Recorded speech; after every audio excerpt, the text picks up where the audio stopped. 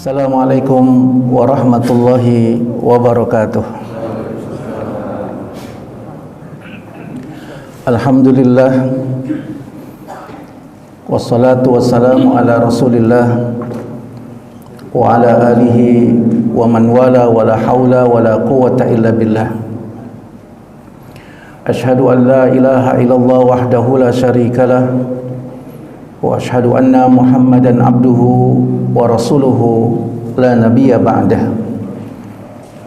Allahumma salli wa sallim ala nabiyyina wa qudwatina rasulina sayyidina Muhammadin wa ala alihi wa ashabihi wa man tabi'ahu bi ihsanin ila yaumiddin.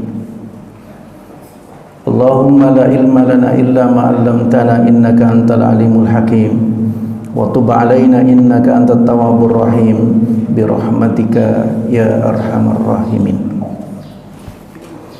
Hadirin jamaah sekalian yang dimuliakan Allah Subhanahu wa taala, alhamdulillah kita bersyukur atas semua nikmat dan karunia yang Allah berikan kepada kita. Mudah-mudahan Allah berkahi kita semuanya. Amin ya rabbal alamin. Hadirin jamaah sekalian, pada kesempatan pagi hari ini kita membuka lembaran manusia pilihan, manusia yang agung, junjungan kita Nabi Muhammad sallallahu alaihi wasallam. Menelusuri sirah nabawiyah, kehidupan junjungan kita merupakan kewajiban, keniscayaan.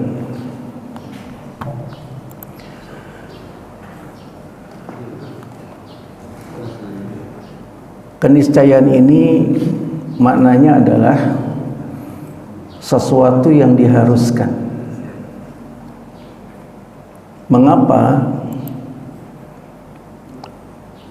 Karena Allah menginformasikan bahwa ahlul kitab, orang yang diberikan kitab, mengenal Nabi kita dengan pengenalan yang baik. Ini yang disebut dengan khabar, tapi maknanya amr, informasi tapi artinya berita, perintah. Itu terdapat di dalam surat Al-Baqarah ayat 146. Ayatnya berbunyi, alladzina atainahumul kitaba ya'rifunahu kama ya'rifuna abna'ahum wa inna fariqan minhum la yaktumunal haqqa wa hum ya'lamun. Dan orang-orang Yahudi dan Nasrani yang telah kami beri Alkitab, Taurat dan Injil, mengenal Muhammad seperti mereka mengenal anak-anaknya sendiri. Dan sesungguhnya sebagian di antara mereka menyembunyikan kebenaran padahal mereka mengetahui. Ini yang disebut khobar, berita, tapi kandungannya perintah. Allah Subhanahu wa taala menyampaikan informasi bahwa ahlul kitab kenal Nabi Muhammad itu lebih kenal daripada mereka mengenali anak mereka sendiri. Artinya bahwa kita yang menjadi umatnya harus lebih dari itu pengenalan kita kepada Rasulullah SAW.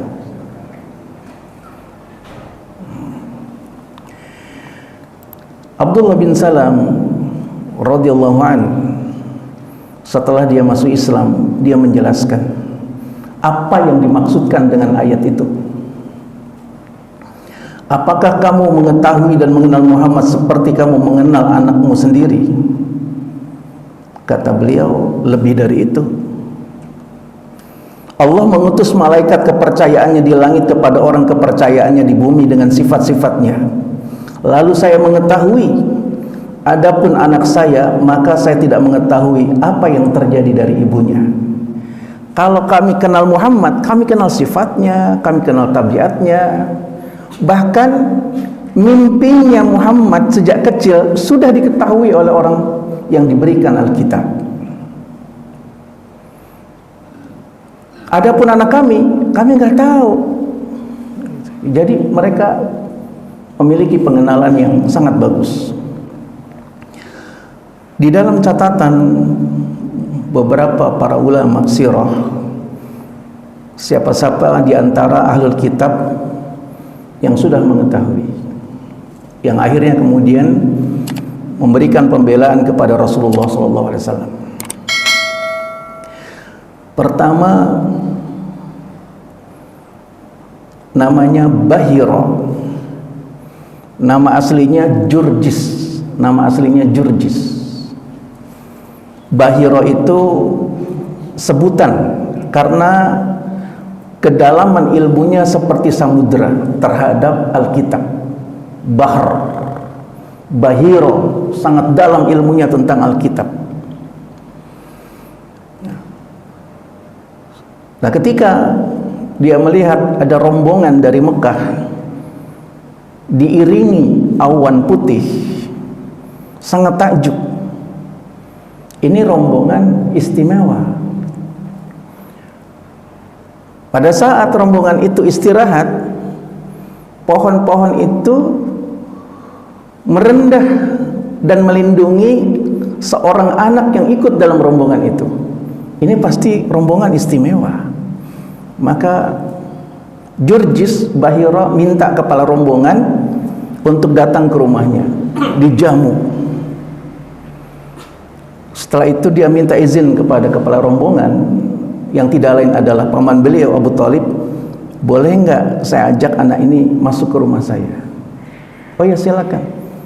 Nah, ketika anak itu diajak masuk ke rumahnya, Jurjis menanyakan namanya, orang tuanya, sifat-sifatnya, kebiasaan sehari-harinya, sampai ditanya, kamu kalau tidur mimpinya apa? Saya mimpinya ini, gini. Kata Jurjis, benar.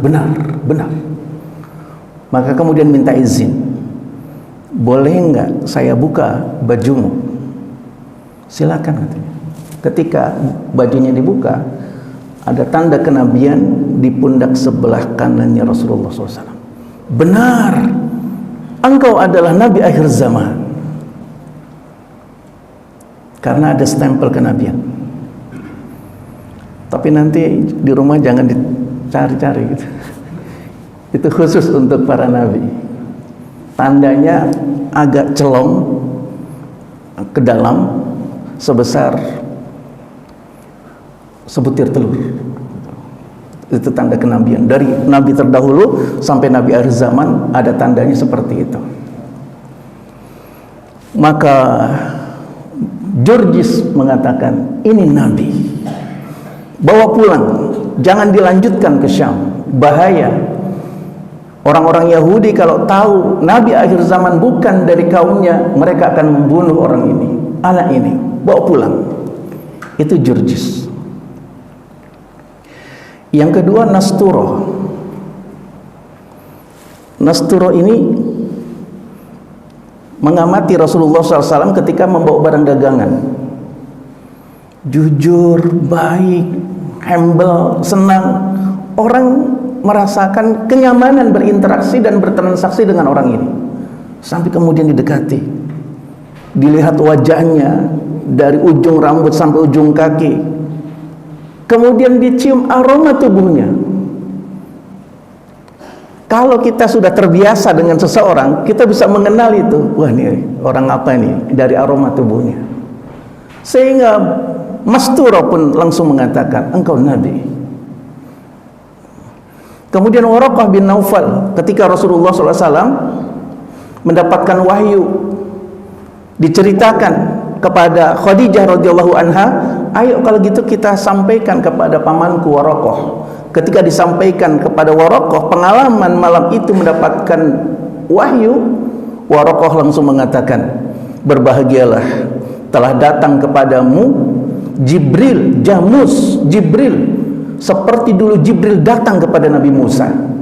kalau aku diberikan kesempatan hidup ketika engkau akan diusir oleh kaummu, langsung Rasulullah menyela. Apa iya aku akan diusir? Ya, bahkan lebih dari itu. Aku akan membelamu dan aku akan ikut dalam barisanmu.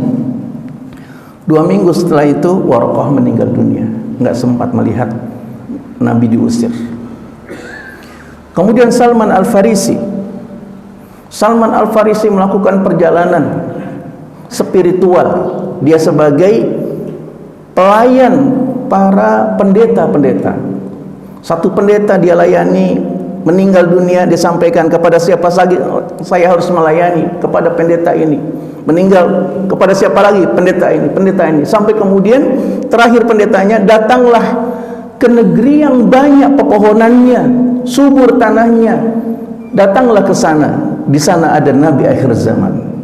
Dan Waraqah ketika naik ke atas pohon kurma, melihat Rasulullah SAW, langsung klik hatinya, ini Nabi akhir zaman. Yang kelima, Zaid bin Su'nah.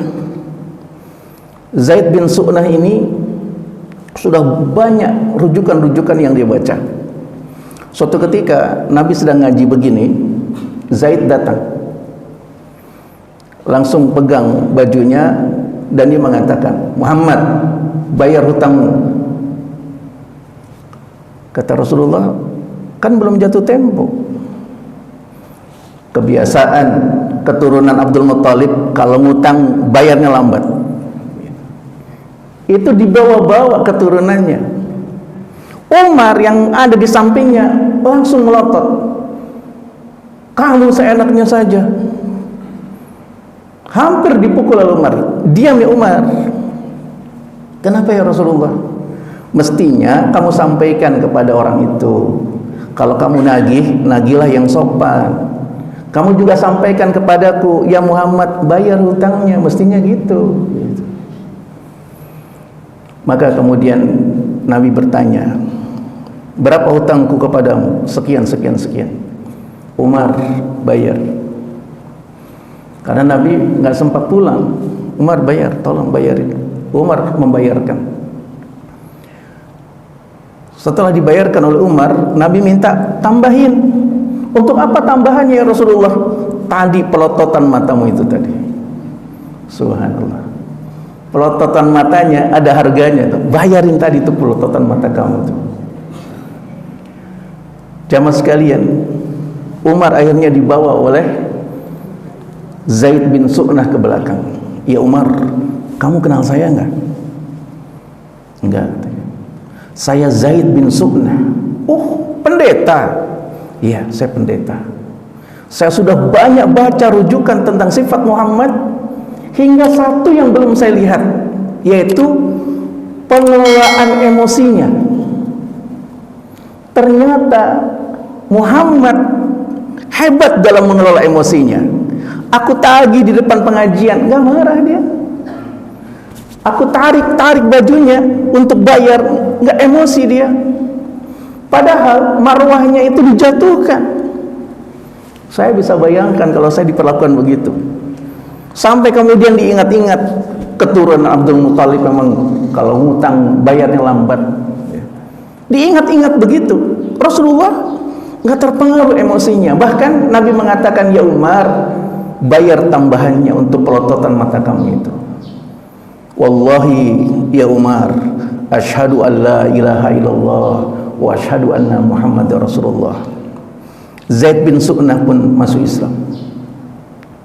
Nah, jamaah sekalian yang dimuliakan Allah Subhanahu wa taala, itu riwayat masyhur. Banyak hadis yang meriwayatkan pendeta-pendeta ini masuk Islam karena pengenalan mereka yang sangat bagus tentang Rasulullah sallallahu alaihi wasallam. Saya cuplikan tayangan visualnya.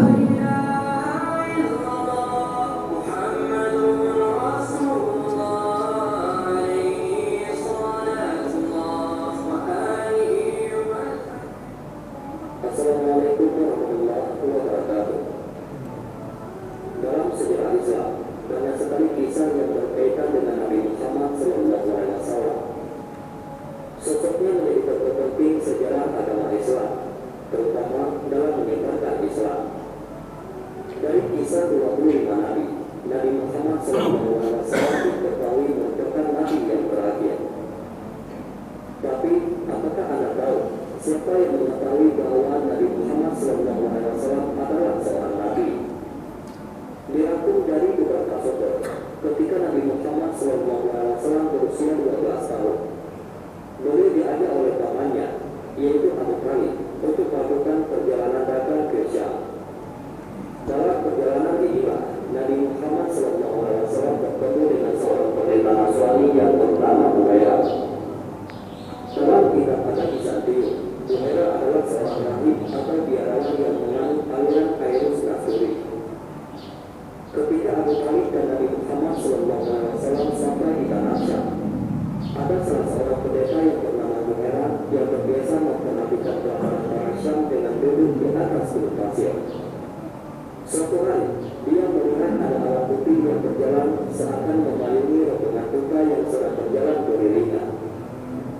Saat mereka berhenti di kaki gunung pasir tempat Humairah duduk, rombongan itu membuat perkemahan dan beristirahat. Pada saat itu pula, alat putih berjalan itu menghilang dan digantikan oleh pohon-pohon yang condong, sehingga daun-daunnya bisa dipegang seakan memayungi seorang anak yang termasuk dalam rombongan sedang duduk beristirahat. Melihat kejadian itu, Humairah turun dari gunung pasir itu dan mengutus seseorang untuk menemui mereka. Ia menyuruh para pengiringnya untuk mempersiapkan makanan dan minuman untuk menyambut para tamu. Namun, Humairah tidak langsung menemui rombongan itu. Ia malah bersembunyi dan memperhatikan tamunya yang sedang makan. Abu Talib datang bersama Nabi Muhammad dan rombongan lainnya. Selama jamuan itu berlangsung, diam-diam Humairah mengamati sosok Muhammad, seakan menemukan sebuah tanda-tanda kenabian sesuai dengan apa yang dibacanya dalam kitab. Ketika jamuan itu selesai, Humairah langsung menghampiri Nabi Muhammad SAW dan berkata, "Wahai anak kecil, demi Lata dan Uzza, aku bertanya kepadamu, dan aku sangat mengharapkan engkau mau menjawab apa yang aku tanyakan." Mendengar Humairah mengucapkan sumpah dengan nama Lata dan Uzza, Nabi Muhammad SAW segera menjawab, "Jangan bertanya aku dengan nama Lata dan Uzza. Demi Allah, tidak ada yang aku benci melebihi keduanya." Lalu Humairah kembali berkata, "Kalau begitu, atas nama Allah, aku memintamu untuk menjawab pertanyaanku." Nabi Muhammad SAW pun berkata, "Katakanlah apa yang ingin engkau tanyakan."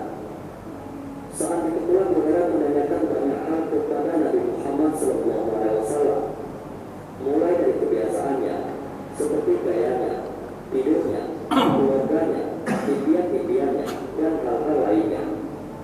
Nabi Muhammad SAW pun menjawab dengan lancar. Humairah dapat semakin yakin dengan apa yang dia ketahui selama ini. Ketika rombongan itu dihimpani, nah ini diantara beberapa riwayat bagaimana pengalaman Bahira mengenali Rasulullah SAW,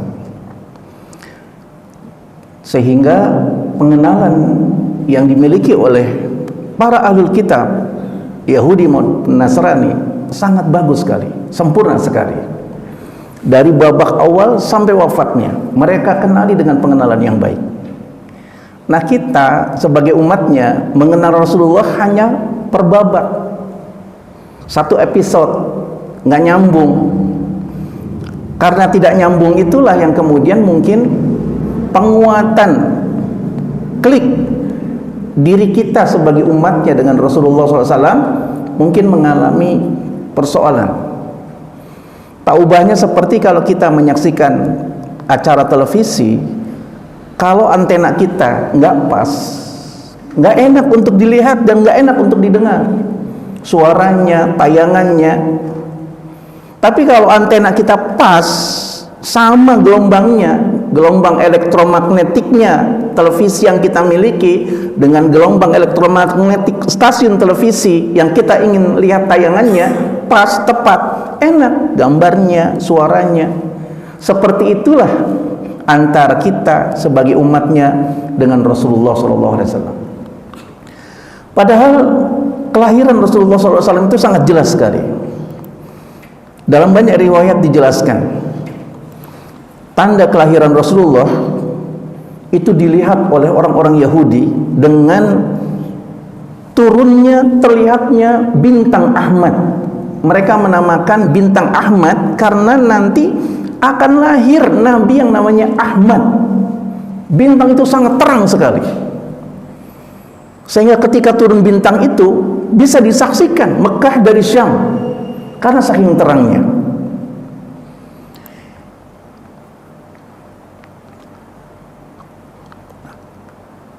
Begitu pula api Majusi yang belum pernah padam, pada malam itu padam. Nggak ada orang yang tahu sebabnya.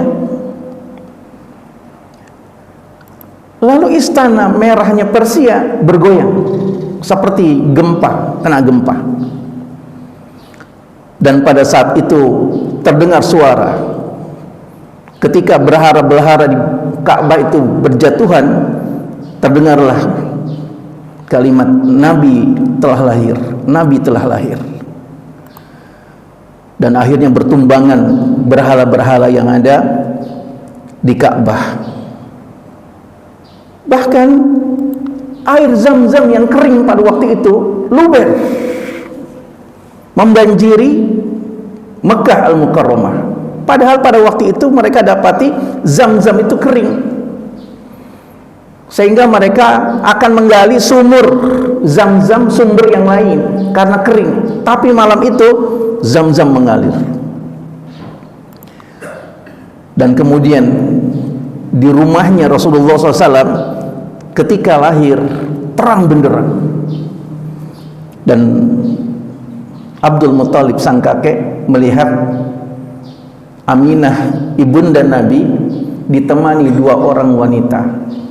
Yang satu Asiyah istrinya Fir'aun, dan yang satu lagi Maryam ibunya Nabi Isa alaihissalam.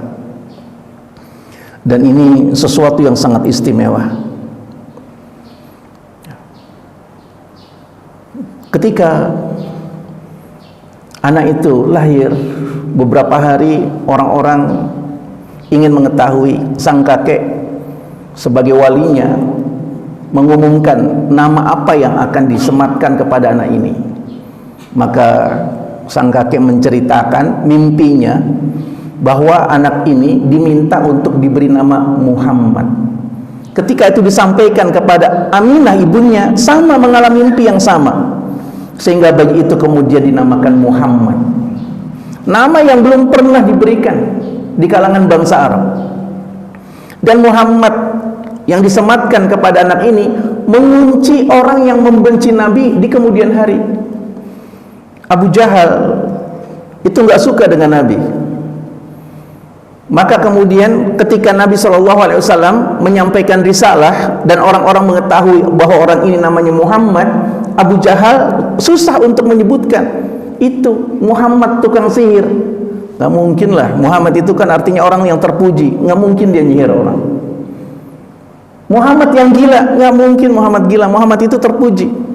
Akhirnya Abu Jahal mengganti sebutan kepada Nabi itu dengan sebutan mazmum, orang yang tercela. Saya mau cari orang yang tercela. Siapa orang yang tercela yang kau cari? Muhammad. Nggak bisa lagi dia. Maka nama itu nama yang sangat istimewa diberikan oleh Allah Subhanahu wa taala kepada Rasulullah SAW. Dan akhirnya nama inilah yang kemudian disematkan kepada beliau menjadi nabi kita, nabi akhir zaman.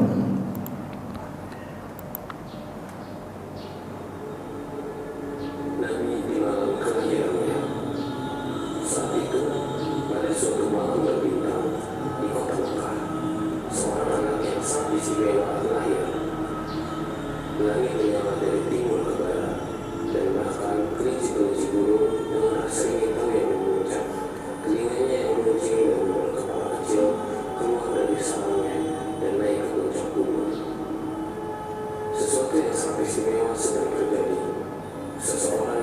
istimewa akan datang. Bahkan kakek Arab itu, Abdul Muthalib, pemimpin utama seluruh tanah Arab, menghabiskan 6 hari untuk menentukan nama untuk anak itu. Pada hari ke-7, ia bermimpi bahwa nama anak itu seharusnya Muhammad, yang berarti yang terpuji. Tapi yang lebih aneh lagi adalah ketika dia berdiri untuk memberitahu ibu bayi itu, ternyata sang ibu bayi juga bermimpi yang sama. Maka mereka menamai anak itu Muhammad, yang terpuji. Ayah bayi Muhammad telah meninggal dunia. Namanya adalah Abdullah, dan dia pasti sangat bangga dengan anak kecilnya yang tampan. Betapa tampannya Muhammad dengan mata sedalam dan berbintang seperti malam-malam minggu, dan rambut keriting yang berkilau seperti gunungan ombak kristal di laut yang gelap. Pipinya merah paling kemerahan, dan wajahnya bulat paling tampan. Ia seperti bulan purnama di malam minggu yang cerah.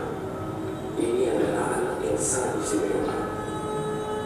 Malam itu, api biara modus yang tak pernah padam sepanjang waktu tiba-tiba saja padam.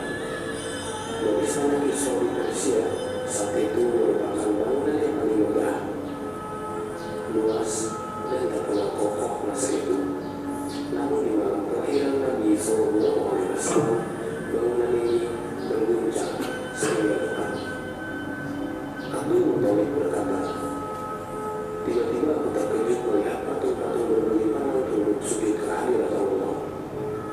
Lalu ku dengar suara dari balik dinding Ka'bah, telah lahir seorang Rasul yang akan menghancurkan benteng-benteng kekufuran dan menyucikan manusia dari berhala-berhala sesembahan serta memerintahkan para insan beribadah kepada Allah. Di Baghdad, danau sawah di kota Samawah yang tidak pernah kering sebelumnya dan dianggap keramat oleh penduduk Persia tiba-tiba saja mengering. Malam itu juga terpancarlah cahaya menyinari langit timur dan barat. Cahaya ini terpancar menyinari bumi Syam, sehingga kerajaan Syam dapat terlihat oleh orang-orang di kota Mekah. Mulai malam itu juga iblis terkutuk hingga hari kiamat dilarang ke langit. Kemudian setan dan iblis terkutuk berkata, dahulu kita diperkenankan Allah naik ke langit, namun mulai hari ini kita dilarang ke sana untuk selamanya. Iblis memerintahkan kepada setan untuk berkeliling. Berkelilinglah kalian, berkencanglah ke timur dan ke barat. Ada kejadian apa kiranya? Mereka pun berkeliling hingga bertemu di Mekah. Setiba di sana, mereka terheran-heran demi menyaksikan suatu peristiwa yang sangat mulia. Rasul Mustafa telah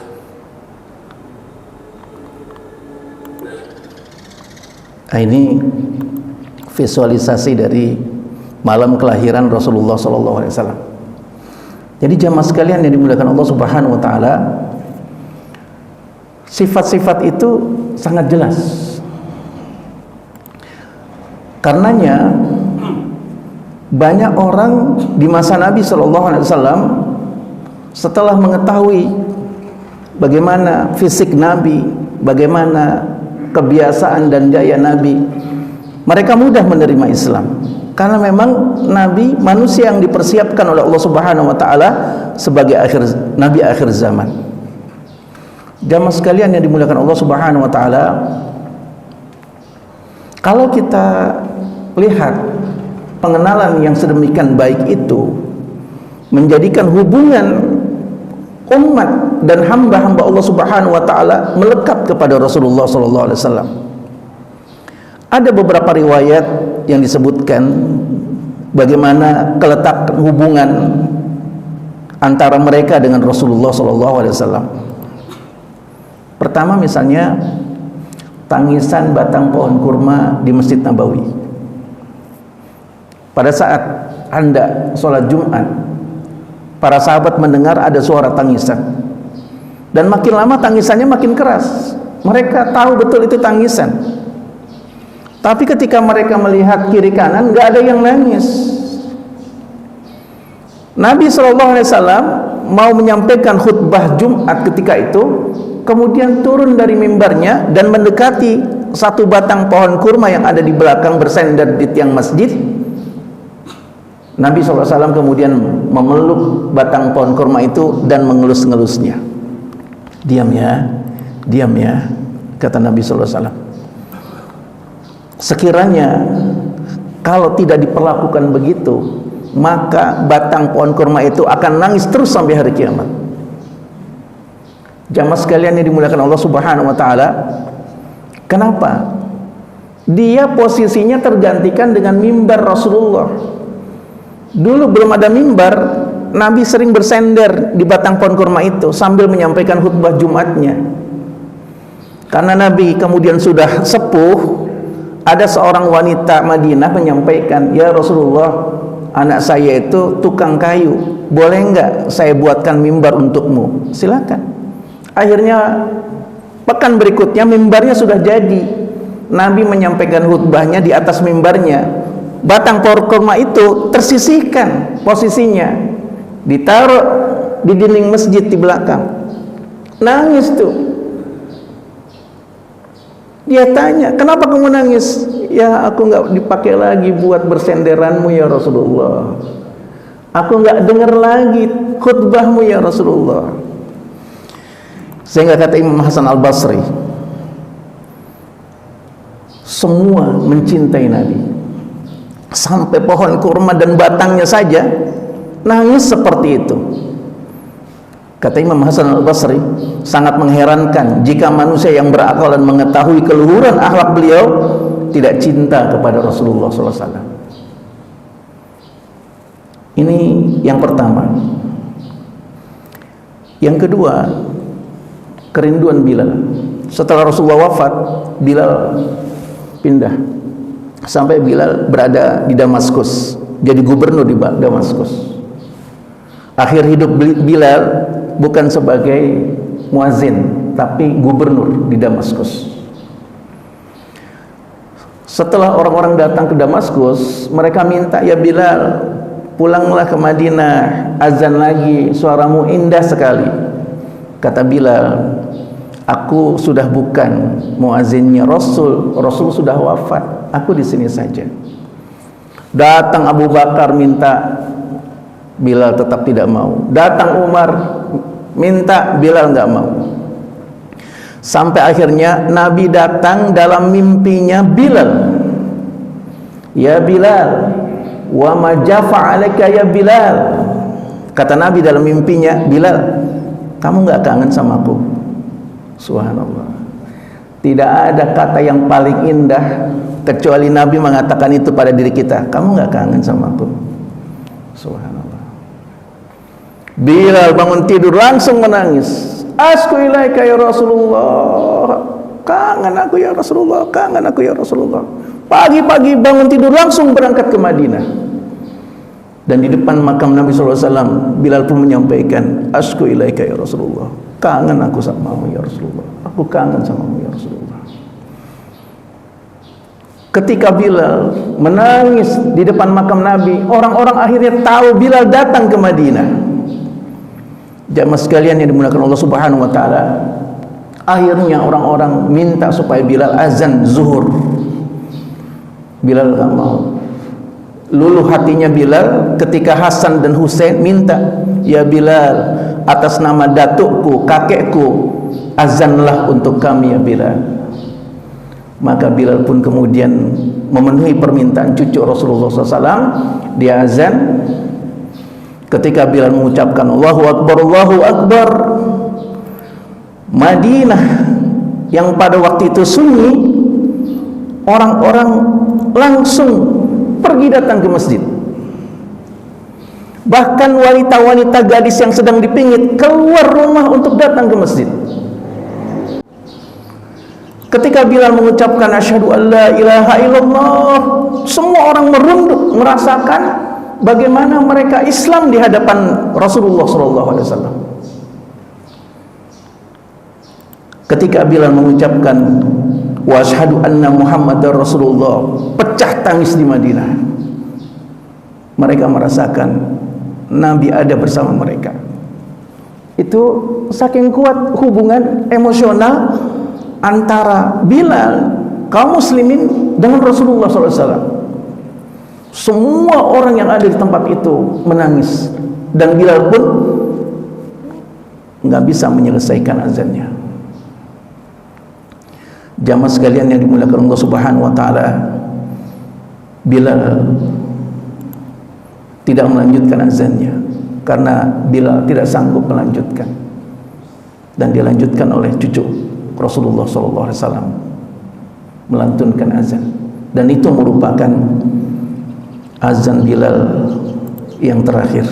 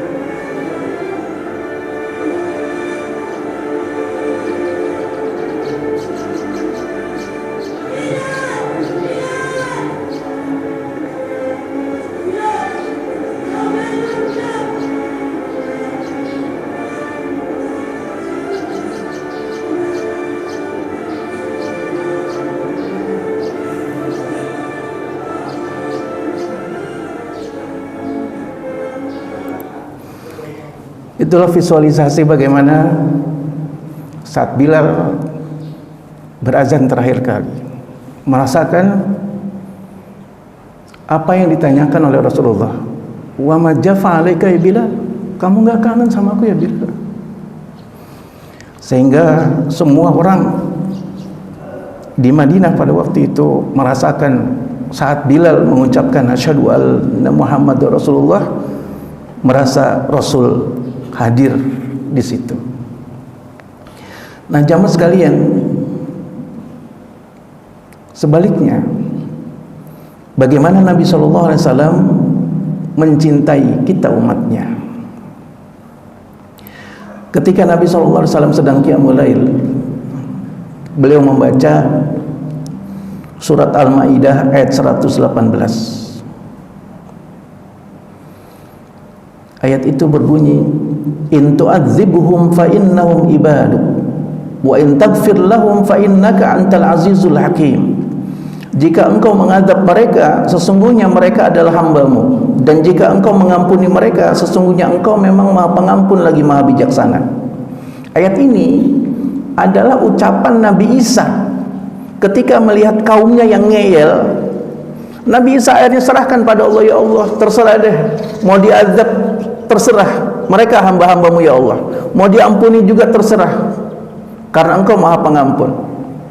Nabi SAW ketika membaca ayat itu, ummati ummati ummati ya Allah, jangan adab, mereka adalah umatku, mereka adalah umatku. Nabi nangis membaca ayat ini ketika qiyamul lail. Padahal orang-orang semua tahu Nabi Isa itu nabi yang paling sayang, nabi yang paling santun. Tapi Nabi SAW lebih sayang lagi. Nabi Isa menyampaikan pada Allah, terserah engkau ya Allah, mau diadab terserah. Tapi Nabi SAW mengatakan, jangan ya Allah, mereka adalah umatku, mereka adalah umatku, jangan diadab ya Allah. Yang kedua, ketika Nabi SAW wajahnya sangat menawan, Aisyah mendekati, ya Rasulullah, doakanlah untukku ya Rasulullah. Maka Rasulullah mendoakan Aisyah, Allahumma gfir li Aisyah ma taqaddama min dhanbiha wa ma ta'akhkhar wa ma asrarat wa ma a'lanat. Ya Allah, ampuni Aisyah atas semua dosa-dosanya, yang lalu maupun yang akan datang, yang ia lakukan sembunyi-sembunyi maupun terang-terangan. Karena didoakan begitu, Aisyah gelendotan, bertelekan, bersandar kepada Nabi, senang didoakan itu. Nabi pun bertanya, kamu senang gak dengan doa yang aku ucapkan tadi ya Aisyah? Kata Aisyah, tentu sangat senang ya Rasulullah. Ketahuilah ya Aisyah, doa itu juga yang aku baca untuk umatku di setiap sholatku. Subhanallah. Dikatakan, wallahi innaha da'wati li ummati fi kulli salatin. Ya Aisyah, doa seperti itulah yang aku baca di setiap sholatku untuk umatku.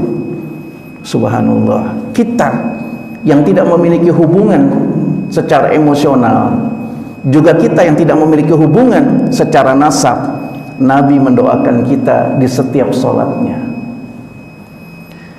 Maka jamaah sekalian yang dimuliakan Allah Subhanahu wa taala, hal yang menjadi sebuah keniscayaan bagi diri kita, pelajarilah kehidupan Rasulullah secara runut dari awal sampai wafatnya beliau, sehingga kita memiliki hubungan yang sangat kuat secara emosional antara kita dengan Rasulullah SAW.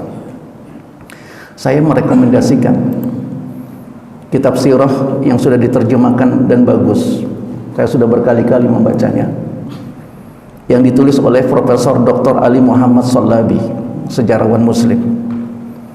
Beliau menuliskannya seperti cerita yang mengalir. Jangan dilihat tebalnya halaman. Buku ini sangat tebal, baik yang asli maupun yang terjemahan. Tapi kalau kita membacanya seperti buku cerita, nikmat sekali. Dan saya mendapatkan kesenangan membaca buku ini, sehingga saya bisa menyampaikan, sekalipun juga belajar dari guru saya, para ulama sirah. Nah, jamaah sekalian yang dimuliakan Allah Subhanahu wa taala, maka hal yang seperti inilah yang diingatkan pada diri kita. Pelajarilah kehidupan Rasulullah dari awal sampai akhir, agar kita memiliki hubungan yang kuat, bukan per babak, per episode, yang akhirnya kita sendiri kesulitan memahaminya karena hanya berupa puzzle-puzzle. Tapi kalau runut, insya Allah kita bisa memahaminya secara penuh. Demikianlah kajian kita pada kesempatan pagi hari ini. Aqulu qouli hadza fastaghfirullah wa lakum. Saya kembalikan kepada pembawa acara. Assalamualaikum warahmatullahi wabarakatuh.